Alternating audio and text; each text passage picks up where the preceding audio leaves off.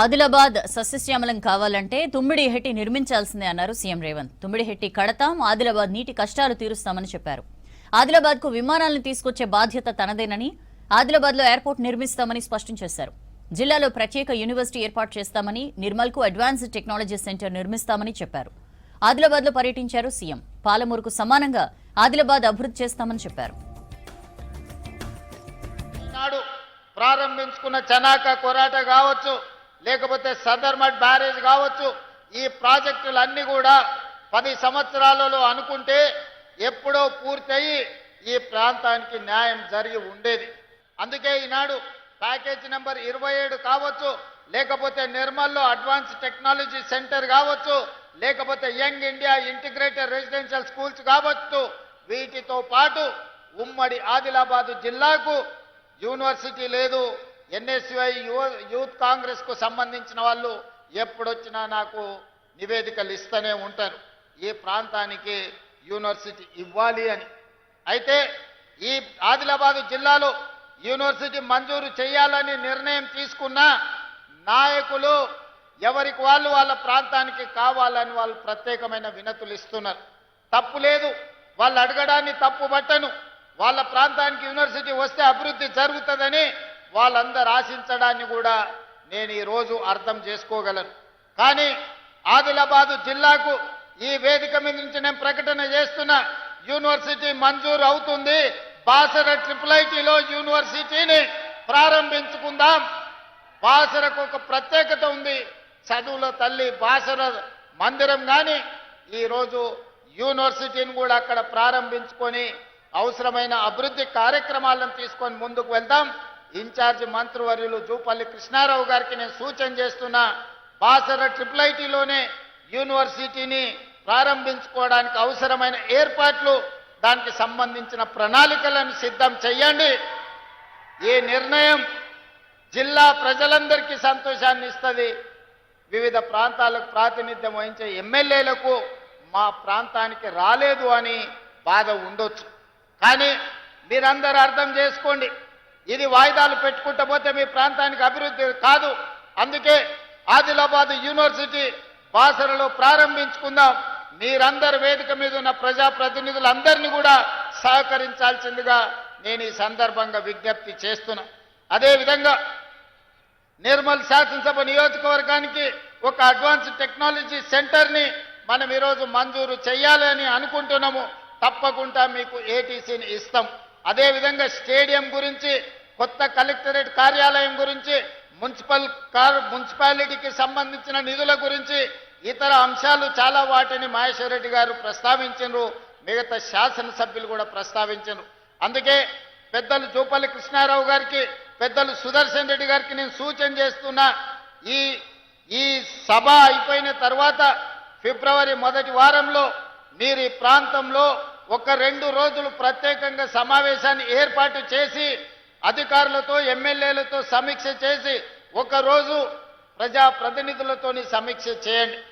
2వ రోజు అధికారులతోని ఇది సాధ్యాసాధ్యాల మీద చర్చించి సమీక్ష చేసి, భూమి అందుబాటులో ఉందా లేదా వాటి వివరాలతో కూడుకున్న నివేదికను మీరు తీసుకొని రండి. ఉమ్మడి ఆదిలాబాదు జిల్లాకు కావాల్సిన అభివృద్ధి నిధులను, అభివృద్ధి కోసం అనుమతులను రాబోయే బడ్జెట్ సమావేశాలలో నేను అసెంబ్లీలోనే ఆదిలాబాద్కు సంబంధించిన ప్రజాప్రతినిధులతో ఒక ప్రత్యేకమైన సమావేశాన్ని ఏర్పాటు చేసి ఆదిలాబాద్కు జరగాల్సిన అభివృద్ధి, రావాల్సిన నిధులను ప్రత్యేకంగా మంజూరు చేద్దామని చెప్పి నేను ఈ వేదిక మీద నుంచి జూపల్లి కృష్ణారావు గారికి సూచన చేస్తున్నా.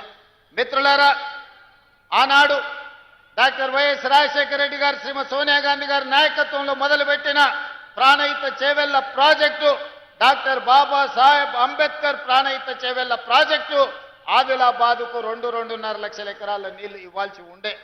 కానీ ఏదో ఆలోచన, లేకపోతే అది స్వార్థమా, లేకపోతే ఆలోచనలో ఉన్న లోపమా నాకు తెలీదు, కానీ 1,10,000 కోట్ల రూపాయలు ఖర్చు పెట్టినా ఇంకా 40-50 వేల కోట్ల రూపాయలు ఖర్చు పెట్టాల్సింది ఉన్నా ఆదిలాబాదుకు గోదావరి జలాలు రావడానికి సాధ్యం లేదు.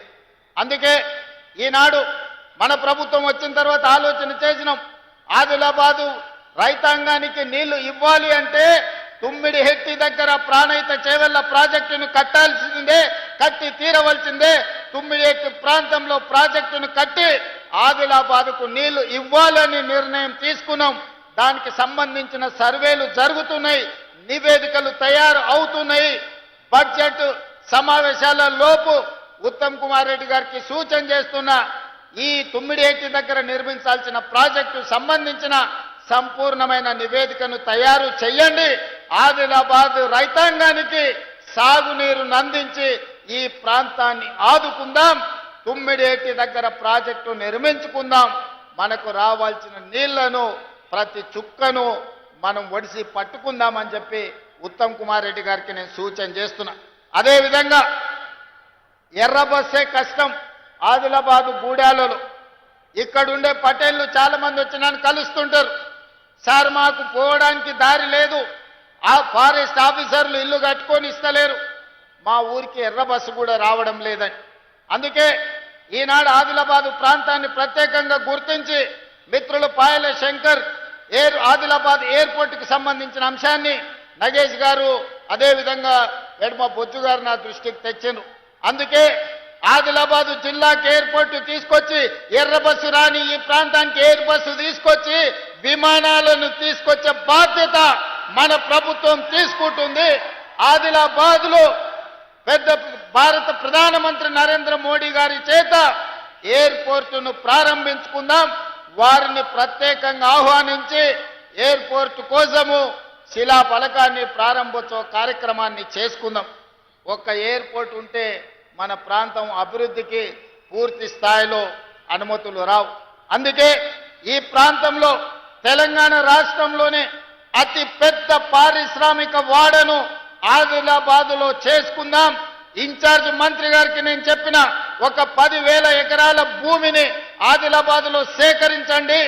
ఈ దేశంలో ఉండే ప్రతి పరిశ్రమను ఆదిలాబాదు జిల్లాకు తీసుకొచ్చి ఇక్కడి నిరుద్యోగ యువతకు ఉద్యోగ ఉపాధి అవకాశాలు కల్పిద్దాం. ఈ ప్రాంతాన్ని ఒక అభివృద్ధి చెందిన పారిశ్రామిక కేంద్రంగా తయారు చేద్దాం. అప్పుడే మీ జిల్లాకు వచ్చిన ఎయిర్పోర్ట్, మీ జిల్లాకు వచ్చిన రోడ్లు, మీ జిల్లాలో కట్టే సాగునీటి ప్రాజెక్టులు, ఈ జిల్లాలో చదువుల కోసం ప్రారంభించుకున్న యూనివర్సిటీలు అన్ని కూడా ఈనాడు అభివృద్ధికి వేదికలుగా మారుతాయి.